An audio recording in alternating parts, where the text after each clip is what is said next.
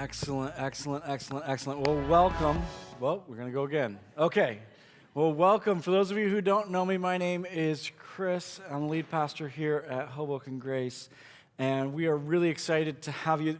Right now, we are in the middle of this conversation called Burst, and we're looking at how we can love Him better, specifically through this avenue of musical praise.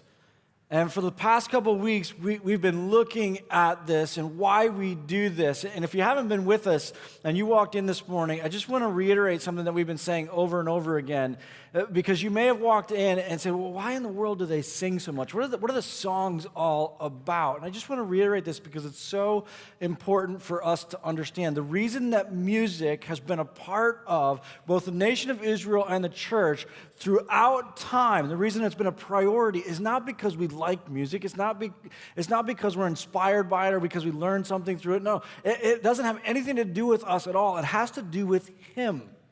It has to do with Him and what He loves, and He loves to be loved that way. And so we're looking at this and asking, okay, how do we get better and better and better at that?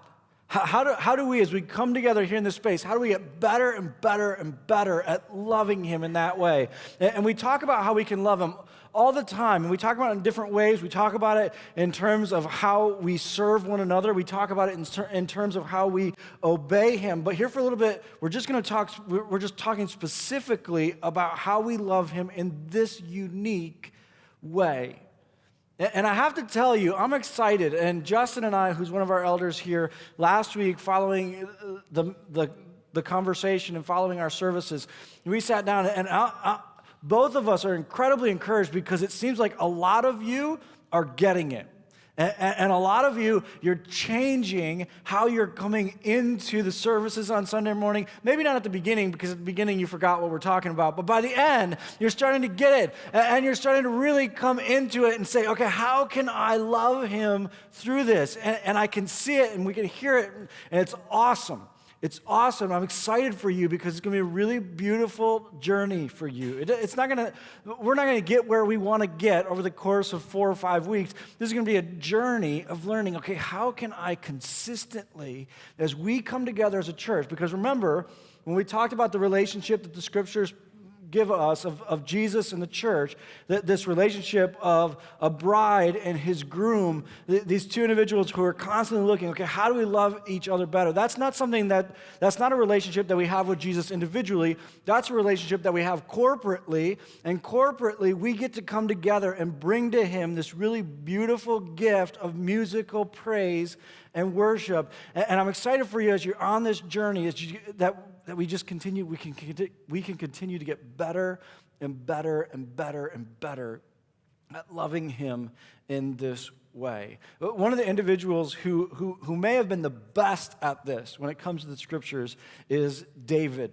And for those of you who don't know, David is a king in the history of the nation of Israel. But one of the things that David loved is he loved to love God this way. He loved it. There's a point as he's writing one of the songs in Psalm 122:1 where he says this. He says, I was glad when they said to me, let us go to the house of the Lord. And really that's been our dream. Our dream through this whole conversation is that we would begin to develop that attitude, that we would be excited to be able to come together and corporately bring God this gift of love. That we would be excited about coming together, not because we're going to get something out of this or we're going to learn something new or no. That we'd be excited because we get to love God this way. And you see that throughout David's life. He loved to love God this way.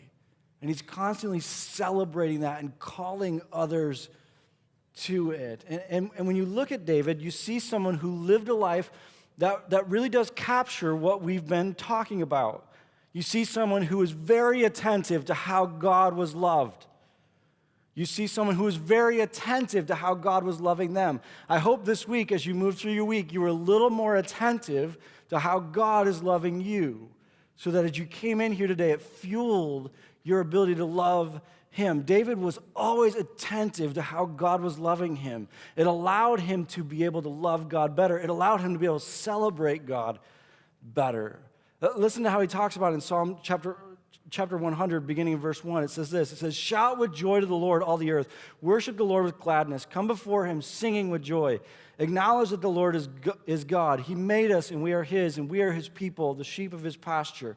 And then he says this is actually something that Paul echoes in the New Testament. He says, "Enter his gates with thanksgiving, go into his courts with praise, give thanks to him and praise his name, for the Lord is good, his unfailing love continues forever, and his faithfulness continues to each generation." David is constantly being attentive to how God is loving him and allows him to be able to enter into God's presence with thanksgiving.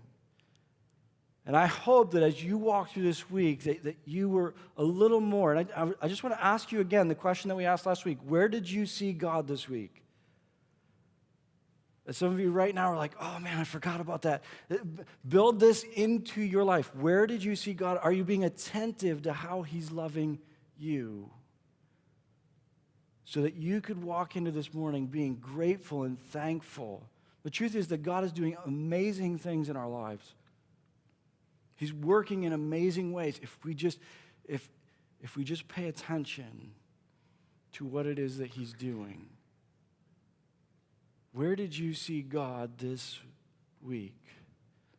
Did you allow that to fuel your praise as you came into this morning? When Paul talks about it in the New Testament, he actually talks about it in the context not of celebration, but he actually talks about it in the context of worry.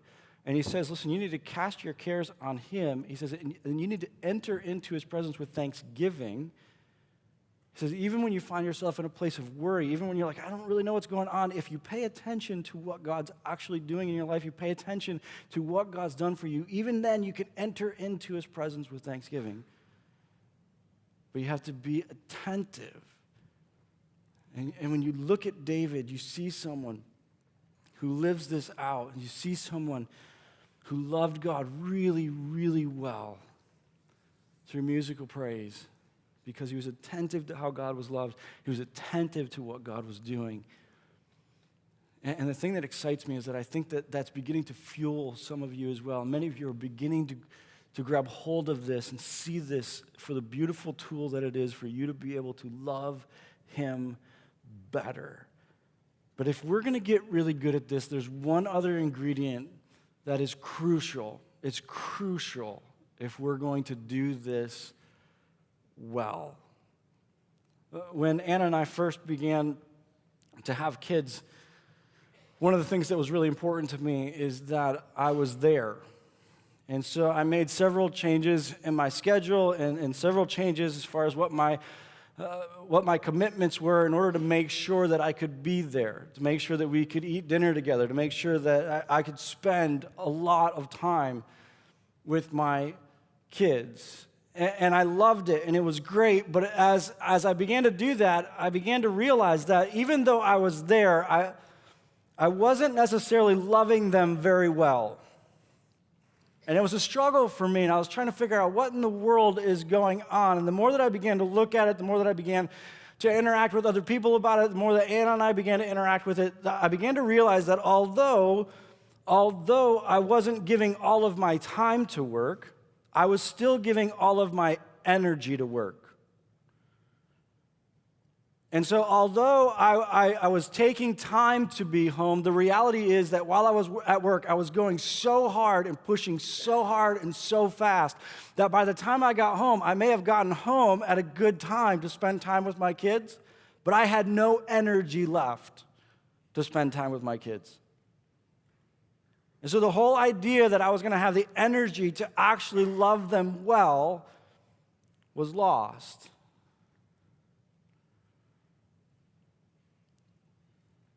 And I began to confront this reality that all of us need to confront. That love takes energy.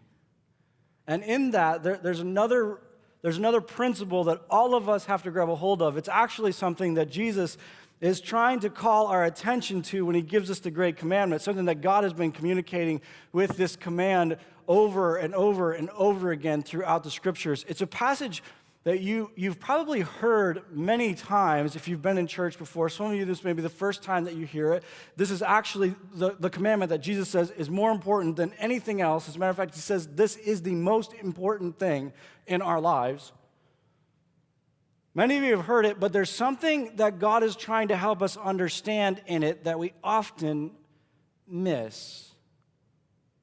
The commandment is this. I'm going to read it to you from Mark chapter 12, verse 30. Jesus, again, is answering this question of what's the most important thing? What's the greatest commandment? And he says this. He says, and you must love the Lord your God with all your heart, all your soul, all your mind, and all your strength.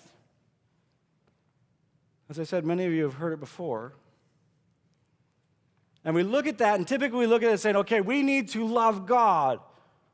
And we need to love God with all of these different aspects of who we are. But I think there's something deeper that God is trying to draw our attention to, whether it's here, whether it's in the Old Testament, whether it's in one of the other Gospels where you see this being shared. I think there's something deeper that God is trying to call our attention to. It's something that I had to confront when I found myself in that situation where I was being present, but I didn't have the energy to love. And that is this. We love to compartmentalize our lives. We love to compartmentalize what we do, and so we have our work life, and we have our home life, and we have our enjoyable life, and maybe our secret life. We have all of these compartments to our lives. If you watch Seinfeld, George talks about these as the circles, right? And the worlds, and making sure that the worlds don't collide. We have all of these compartments in our lives, but then we do the same thing with ourselves. And so we say, well, I have my physical life, and I have my spiritual life, and then my emotions and my intellect. But one of the things that God has been trying to call us to every time that he's been sharing this with us, as you read through the scriptures and you see this being shared over and over and over again, you must love the Lord your God with all your heart, soul, and mind, and strength. You must love the Lord your God. Every single time that he's doing this, not only is he calling us to love him in these different ways, but he's calling us to the reality that love requires all of them. That you are a holistic being. And if you are to love with any of them, it requires all of them. And if you begin to, in some way, shape, or form, lack in one of them, it will impact the other.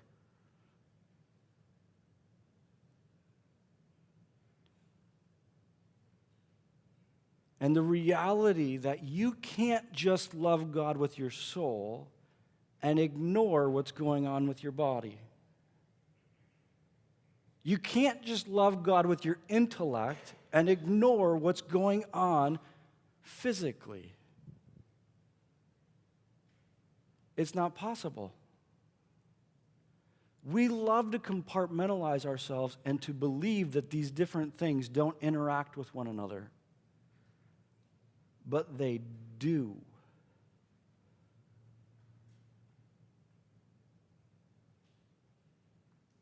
And so when God comes to us and says, this is how I want you to love, I don't think it's that he's saying, I want you to love with these individual things.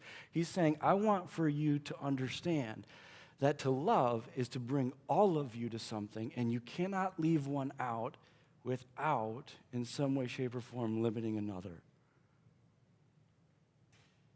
You're a holistic being.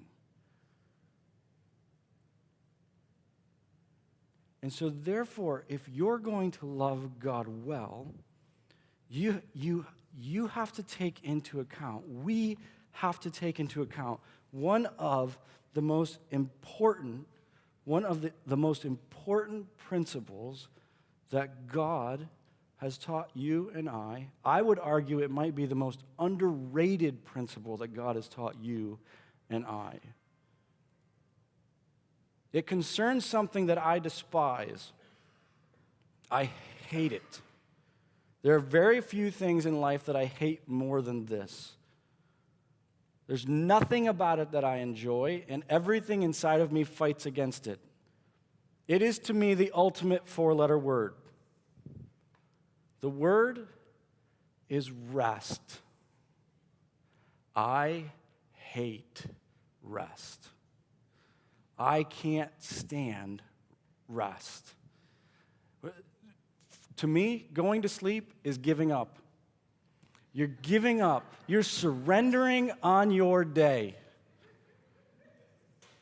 And I would love to believe that I can just go and go and go. I would love to believe that I can ignore the principle of rest that God has taught me. I would love to believe that I can ignore what's going on physically with me as it pertains to rest and still be able to love God well.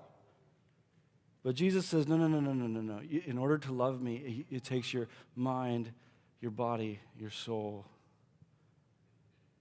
It takes all of you.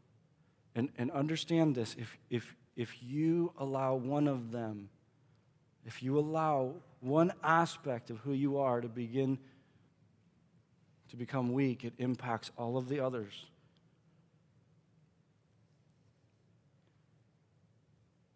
And this is to be honest with you, guys, this is one of these messages where I'm probably talking to me more than I'm talking to you. This is a we conversation. And I don't know, this happens to me all the time. I have done better at rest this year than ever before.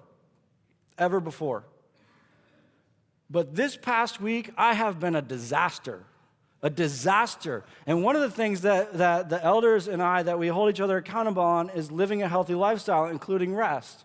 And so I actually had to talk to them about that this past week as we met on Tuesday. And it's been a battle for me. And I find that to be true in my life all the time. And part of the reason why we struggle with rest is because we don't understand what God teaches us about work and rest. And typically I find that people fall on one of two sides with that. So typically, people fall either on the side where they look at it and say, listen, the world's broken. The world's broken. That's why we have to work. When this whole thing gets restored, I'm never going to have to work again. It'll be great. You'll never have to work. We'll just spend our entire lives resting. That's a misconception. Work didn't begin when sin entered the picture. As a matter of fact, work is the very first thing that we see God do. Let me take you back to the beginning. Genesis 1:1. In the beginning, God created the heavens and the earth. And then it begins to, as the passage goes on, it begins to break down him creating. He's working. From the very beginning, he's working. One of the first things he does with Adam is he gives him a job. He says, this is what I want you to do. I want you to name the animals. Just make things up. I don't care. Just call them whatever you want. I want you to name the animals. From the beginning, even when man is in perfect unity in God, when the world is in what the scriptures call shalom, in other words, perfect unity, right?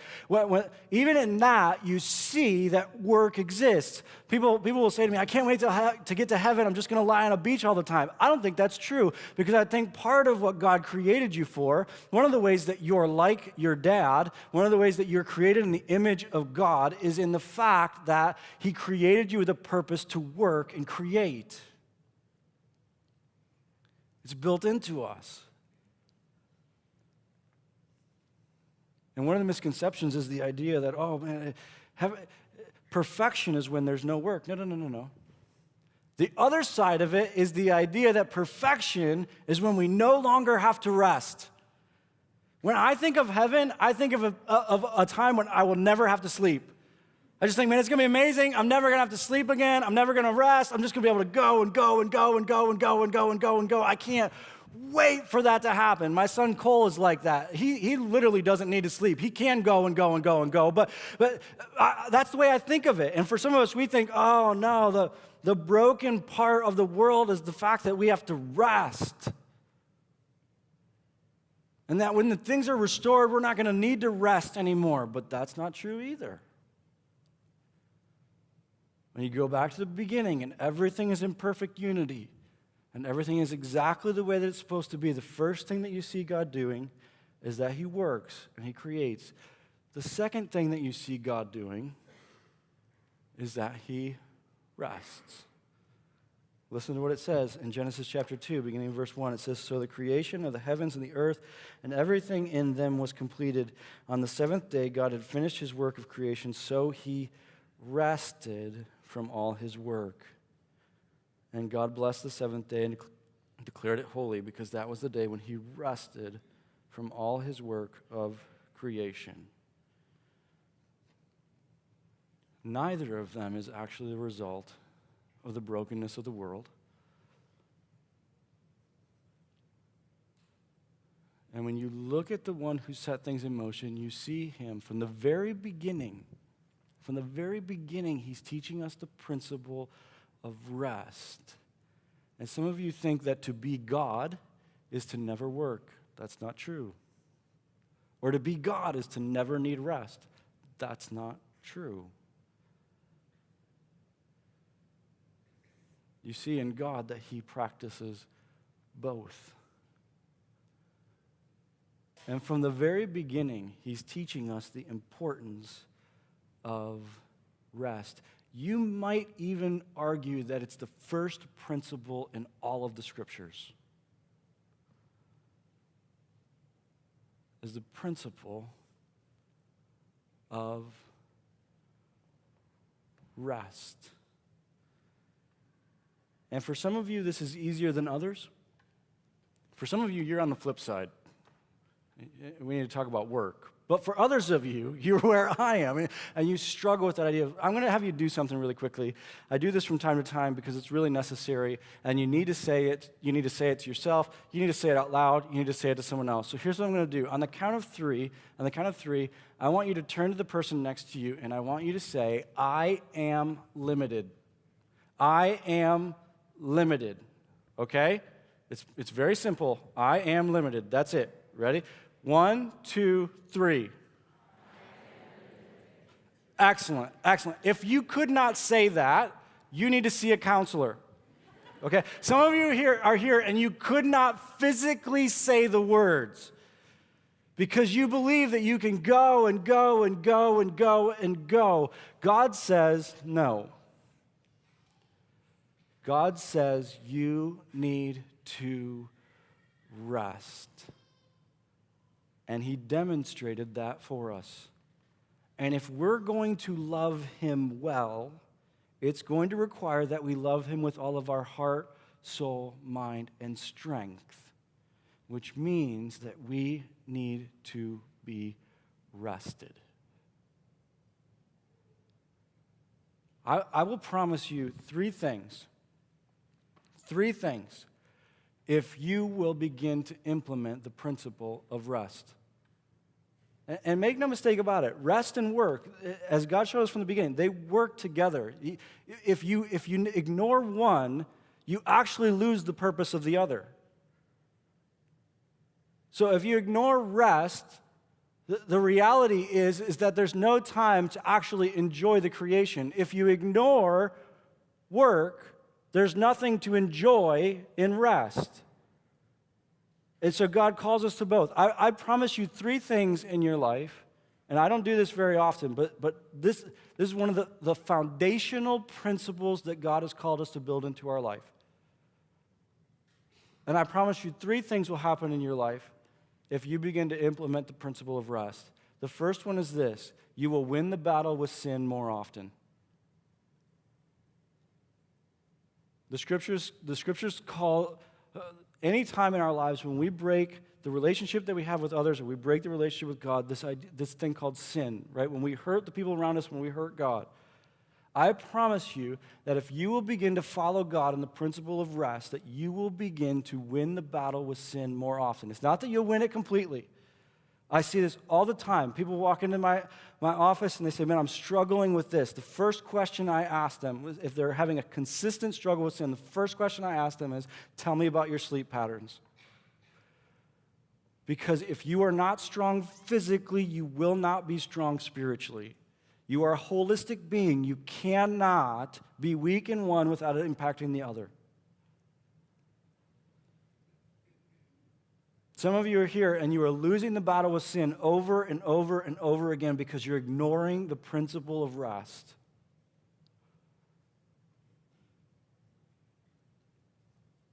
Not only do I promise that you'll begin to win the battle with sin more often, but number two, you'll enjoy your time with God more.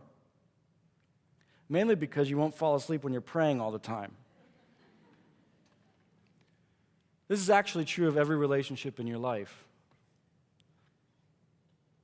When I began to take seriously the principle of rest, I found that I could love my kids a lot better. I actually enjoyed my kids a lot more. I didn't get as frustrated with them.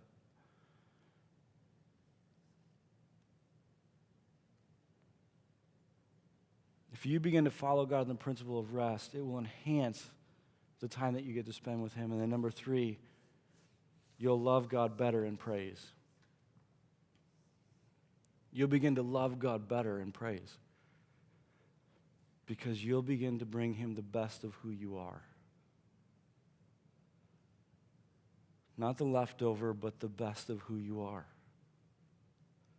Some of you walked in here this morning and you would have loved, as David said, you would have loved to shout with joy to the Lord, all the earth. You would have loved to celebrate God this morning, but you couldn't. Why? Because you are exhausted.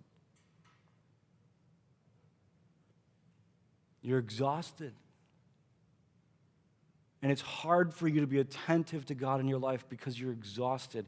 One of the things that I love to do in weddings, I began to do it a couple years ago, is that I love to create space in weddings for couples to make memories. One of the things that I found early on with the weddings that I would do is that we would go through the ceremony and we'd get to the end of it, and the couple literally couldn't remember anything that happened. Because there's so much adrenaline, and you're going, and there's all these details that you're worried about before you get there, and there's all this stuff happening, and you walk down that aisle, and you're trying to make sure that you repeat the exact right words that he said, and yeah, all these things are happening in the process. It's so easy. I've talked to so many couples, not just after the ceremony, after the entire thing, they can't remember anything that happened. And so one of the things that I began to do is I said, listen, just try to find 1 minute where you can have music playing and the two of you can just be together. Because if you'll just stop for a second, your body can process what's happening and you can make memories. You actually need to rest in order for your mind to be able to make memories. And for some of you, you're moving through life so fast. You're moving through life, and the next thing, and the next thing, and the next thing. If I were to ask you, where did you see God this week? You couldn't even, it's not that you couldn't share that. You couldn't even share anything with me that happened this week because you don't remember. You're moving so fast, and you're not taking the time to rest. One of the beautiful things that happens when you rest is that all of a sudden your mind can process all of what God's doing. And you can begin to make memories of how God's working in your life. If we're going to get good at loving Him in this way, it's going to require that we're attentive to Him, how He's loved, attentive to how He's loving us. It's also going to require that we practice the principle of rest. It might be the most underrated teaching in all the Scriptures. And God has been teaching it from the first chapter.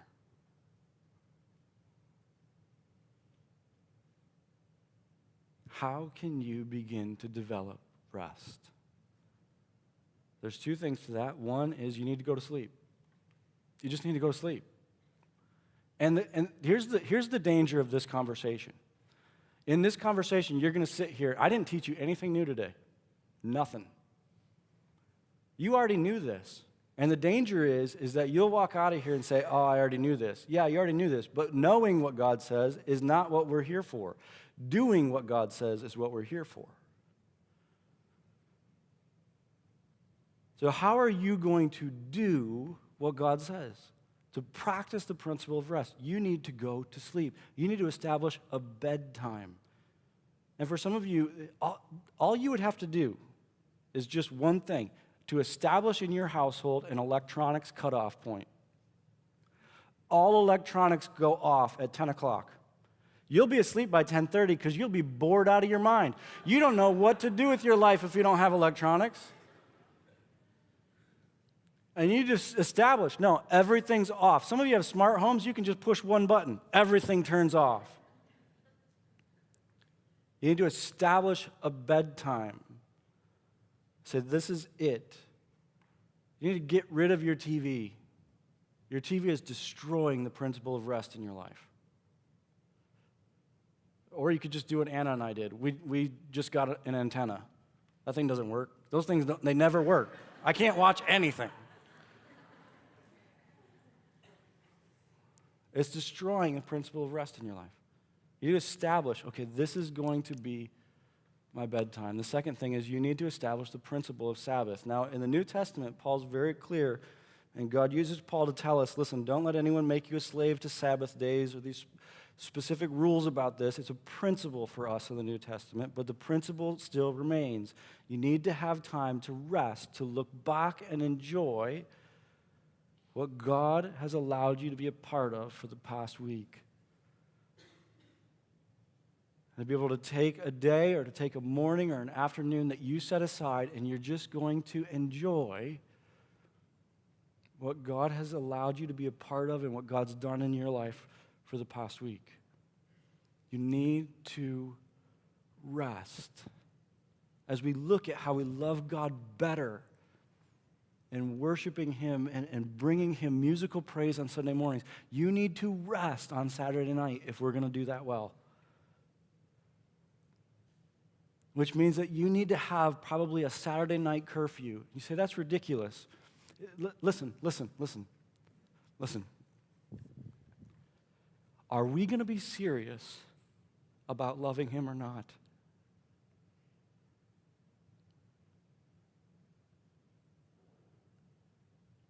Huh? If we're serious about it, then we'll do whatever it takes to make sure we can love Him well.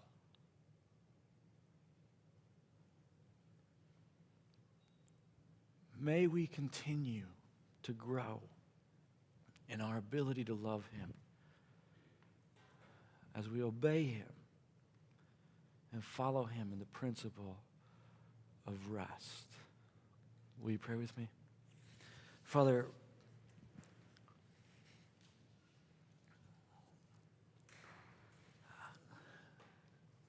I pray that the simplicity of what you've taught us will not keep us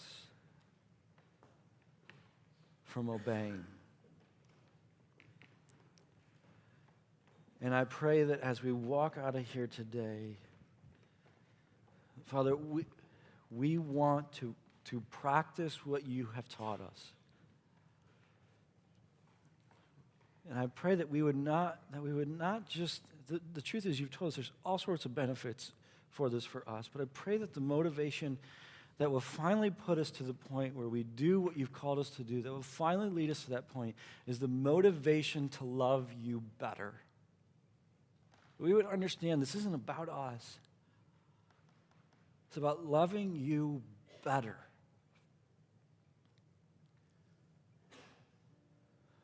Father, thank you for how you've loved us.